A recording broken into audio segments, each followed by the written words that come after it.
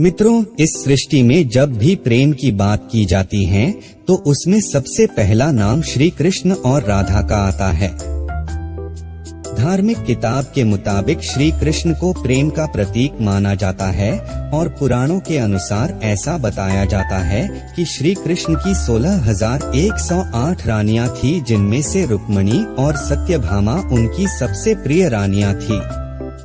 इसके अलावा यह भी बताया जाता है कि श्री कृष्ण अपने बचपन में गोपियों के साथ गोकुल में रास लीलाएं किया करते थे, जिनकी कहानियां आज भी सबसे ज्यादा मशहूर है।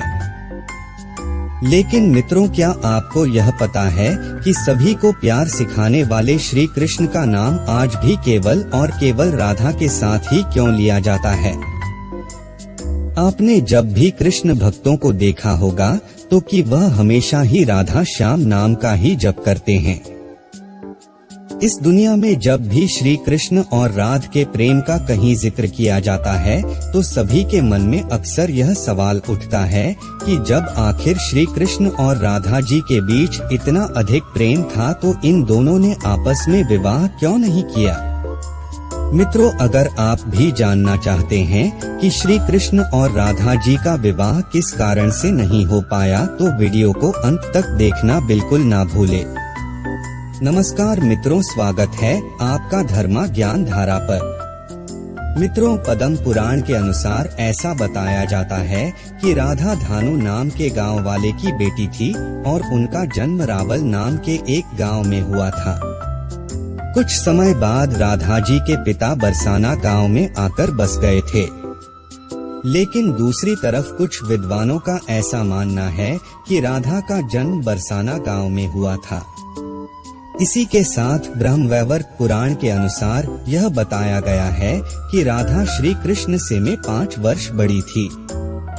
ऐसा कहा जाता है कि जब श्री कृष्ण और राधा की पहली मुलाकात हुई थी तो राधा श्री कृष्ण की एक झलक देखते ही उन पर मोहित हो गई और उन्होंने कृष्ण को पहली बार तब देखा जब माता यशोदा ने उन्हें माखन खाते हुए ओखली से बांध लिया था।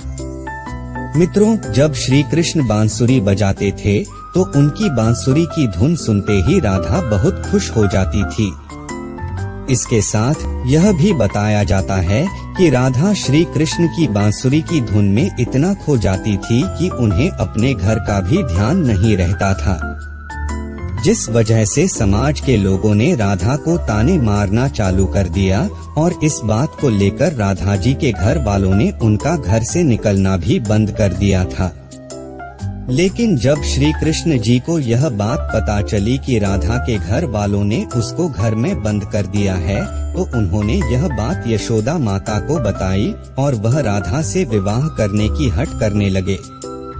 लेकिन काफी कोशिश करने के बावजूद भी श्री कृष्ण माता यशोदा को नहीं मना पाए और माता यशोदा ने श्री कृष्ण को यह कहकर टाल दिया कि एक तरफ तो राधा जी उनसे उम्र में 5 साल बड़ी हैं और दूसरी तरफ उनकी शादी पहले से तय हो चुका है। यशोदा माता ने जब यह बात नंद जी को बताई तो उन्होंने भी श्री कृष्ण को समझाया और राधा से विवाह न करने की सलाह दी। लेकिन श्री कृष्ण राधा से विवाह करने की जिद नहीं छोड़ रहे थे। तब नंद महाराज श्री कृष्ण को ऋषि गर्ग के पास ले गए और जब श्री कृष्ण ऋषि गर्ग के पास गए तो ऋषि गर्ग ने श्री कृष्ण को बताया कि उनके असली माता पिता देवकी और वसुदेव हैं, जिनको उनके मामा ने बंदी बनाकर रखा है। इसके साथ साथ ऋषि गर्ग ने श्री कृष्ण को यह भी समझाया कि उनका जन्म केवल और केवल दुष्टों का नाश और धर्म की स्थापना करने के लिए हुआ है। और जब ऋषि गर्ग ने श्री कृष्ण को उनका असलियत बताया तभी से राधा और श्री कृष्ण के बीच दूरियां पैदा होने लगी। कुछ समय बाद श्री कृष्ण जब और बड़े हुए तो उन्हें कंस के बुलाने पर वृंदावन छोड़कर जाना पड़ा। कहा जाता है कि जब श्री कृष्ण वृंदावन छोड़कर मथुरा जा रहे थे तो वह राधा के घर उनसे मिलने पहुँचे थे और उनसे बिना कुछ कहे ही उनको अपनी बांसुरी तोहफे में दे दी थी। इसके कुछ समय बाद ही श्री कृष्ण बड़े भाई बलराम के साथ वृंदावन को छोड़कर मथुरा की ओर रवाना हुए और ऐसा बताया जाता है कि जब श्री कृष्ण वृंदावन छोड़कर मथुरा चले गए तो राधा उनकी यादों में बहुत रोती थी और समाज के दबाव में आकर उन्हें न चाहते हुए भी अपने पिता की इच्छा के अनुसार किसी और से विवाह करना पड़ा था। ऐसा बताया जाता है कि श्री कृष्ण के जाने के बाद राधा का विवाह माता यशोदा के भाई से हुआ था और राधा को अपनी एक अलग दुनिया बसानी पड़ी थी।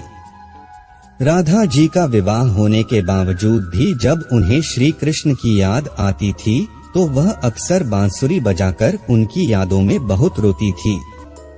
वैसे मित्रों, श्री कृष्ण और राधा का विवाह न होने के ये भी कथा प्रचलित है, जिसमें यह बताया जाता है कि ऋषि शुक्राचार्य भगवान विष्णु से भी ज्यादा ज्ञानी थे, लेकिन इसके बावजूद भी इंद्र शुक्राचार्य के बजाय भगवान विष्णु को अपना गुरु बना लिया था। जब शुक्राचार्य ने यह सब अपनी आंखों से देखा तो उन्होंने इसे अपना अपमान समझकर असुरों को शिक्षा देना शुरू कर दी और उनके गुरु बन गए। असुरों का गुरु बनते ही शुक्राचार्य ने इंद्र से अपने अपमान का बदला लेने के लिए साजिश रची, लेकिन उनके सामने यह समस्या खड़ी थी कि यह देवताओं को तो देवी माता का वरदान मिला हुआ था, लेकिन राक्षसों को ऐसा कोई वरदान प्राप्त नहीं था। इसी वजह से राक्षस कभी भी देवता से नहीं जीत पाते थे। इस समस्या को सुलझाने के लिए असुर गुरु शुक्राचार्य ने भगवान भोलेनाथ की घोर तपस्या की और उन्हें प्रसन्न किया। इसी के साथ साथ शुक्राचार्य ने भगवान भोलेनाथ को ही अपना गुरु बना लिया। भगवान शिव को अपना गुरु बनाते ही शुक्राचार्य ने उनसे मृत संजीवनी वरदान पाने की सोची। मित्रों, आपको बता दें कि संजीवनी वरदान एक ऐसा वरदान है जिससे किसी भी मरे हुए इंसान को वापस जिंदा किया जा सकता है। मृत संजीवनी वरदान के लिए जब शुक्राचार्य भगवान शिव की तपस्या करने जा रहे थे तो उन्होंने सभी राक्षसों को अपने माता पिता ऋषि भृगु और काव्य माता की कुटिया में रहने के लिए कहा, ताकि उनके होते हुए कोई भी देवता राक्षसों को नुकसान न पहुंचा सके। जब देवराज इंद्र को यह बात पता चली तो उन्होंने इस कुटिया पर हमला कर दिया और हमला होते ही काव्य माता ने अपनी शक्तियों से एक ऐसा कवच बनाया जिससे कि कोई भी देवता किसी राक्षस को नुकसान न पहुंचा सके और इस तरह से सभी देवता राक्षसों से हारने लगे। यह सब देखते हुए भगवान विष्णु ने देवताओं की मदद करने के लिए अपने सुदर्शन चक्र से काव्य माता का सिर धड़ से अलग कर दिया। लेकिन ऋषि भृगु ने अपनी पत्नी यानी कि काव्य माता को कामधेनु गाय की मदद से वापस जिंदा तो कर लिया, लेकिन इसके साथ साथ उन्होंने भगवान विष्णु को यह श्राप दिया कि उन्हें इस धरती पर जन्म लेकर पत्नी वियोग सहना पड़ेगा। और मित्रों, बताया जाता है कि ऋषि भृगु के द्वारा दिए गए श्राप की वजह से श्री कृष्ण जी का विवाह राधा जी से नहीं हो पाया था। आज के प्रस्तुति में इतना ही। अगर आपको आज की ये वीडियो पसंद आई हो तो वीडियो को लाइक करें और चैनल को सब्सक्राइब करना बिल्कुल भी न भूलें।